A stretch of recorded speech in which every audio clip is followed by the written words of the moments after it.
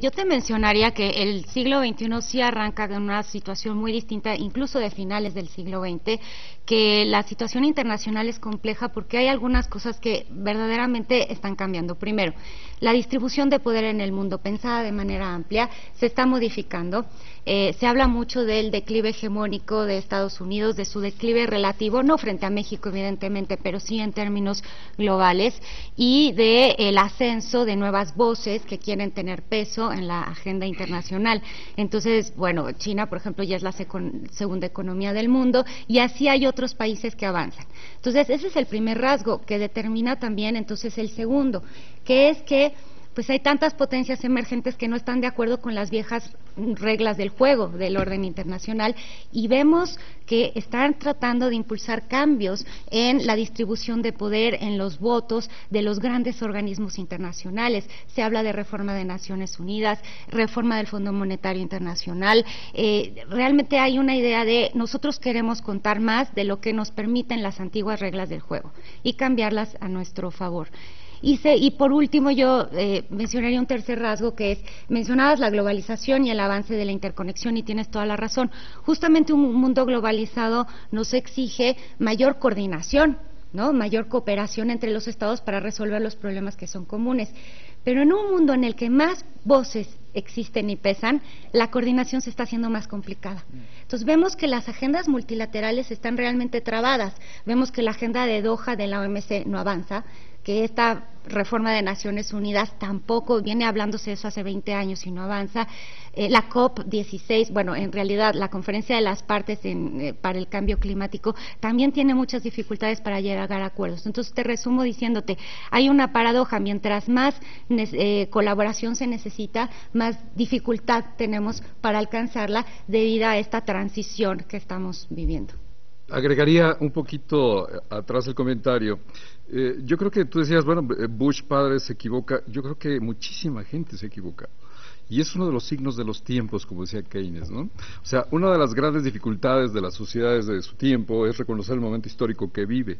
Y creo que este es un factor generalizado, no nada más para Estados Unidos, no nada más para México, y yo creo que para todo Occidente en general. Podríamos generalizarlo hoy a la luz de los efectos que vemos desde España a Grecia y desde los Bálticos hasta Latinoamérica como parte de ese Occidente agrandado. Lo que vemos es que hay un fin de las certezas y hay una orfandad de la visión de futuro. Entonces, en ese marco de la visión de futuro, que además no es gratuita, porque me parece que la problemática en sí misma y su profundidad y su complicación hace que la dificultad para los observadores, no nada más solo para los que lo ven desde afuera, para los propios analistas. Si leemos hoy la bibliografía moderna, la nueva idea del relacionamiento internacional, lo que la vemos es huérfana de nuevas ideas y huérfana de nuevas propuestas sobre lo que sigue, sobre el futuro de este siglo XXI que no acaba de comenzar. Que aunque ya vamos en el 2011, todavía estamos en la incertidumbre de qué pasó ayer y qué va a pasar mañana. Lo único cierto es que tenemos una Asia ganadora, sólida, robusta, encabezada por China, y que eso es lo único que se ve como muy objetivo. No tenemos todavía la capacidad de entenderlos, mucho menos de cambiarlos. Hoy, por ejemplo, Estados Unidos, que tú lo manejas, no tiene una agenda con China. Hoy no tiene una agenda de qué hacer, cómo enfrentar y cómo relacionarse con China. México, estacionado en esos paradigmas del siglo pasado, de 94, del Telecán, de esa visión de futuro en base al Telecán, sigue ahí y no se ha movido. A México no le han avisado, por lo menos a la parte que debería tomar las decisiones de ese cambio, que ya cambiamos de era, que ya cambiamos de siglo, que ya cambiaron los hegemones y que ya cambiaron los modelos económicos. Todavía no le han avisado. Y entonces seguimos estacionados en los modelos del pasado y en las ideas y en los paradigmas del pasado, y ahí nos entretenemos todos los días. Pensaría que sí hay una estrategia, una visión distinta de Centroamérica y Sudamérica.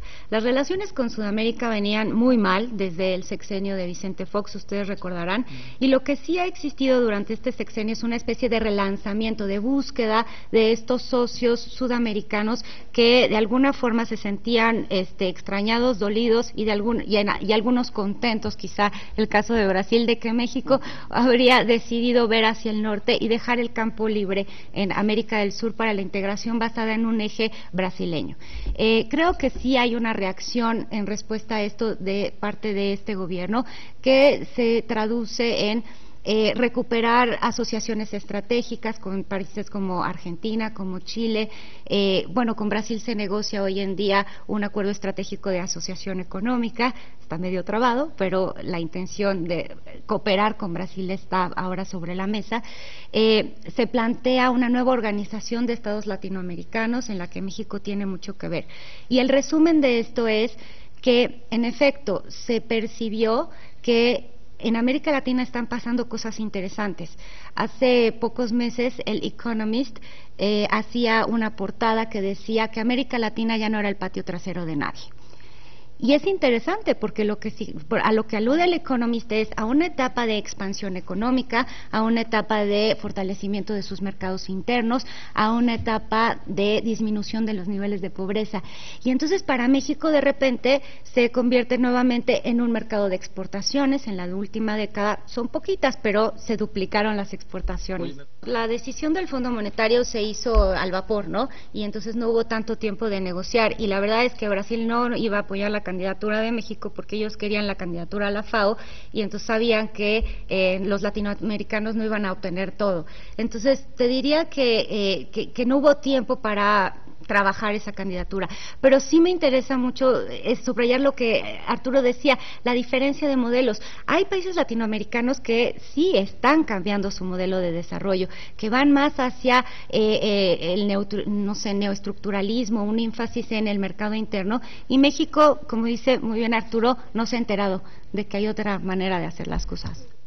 Yo creo que sí hay una fuente de inspiración básica de la política exterior de México desde siempre, que es apostar por el multilateralismo. Este es un mantra que existe en la Cancillería. Un país de poder intermedio como México le apuesta a defender sus intereses a través de instituciones y a través del derecho internacional. Entonces sí es un buen jugador en equipo.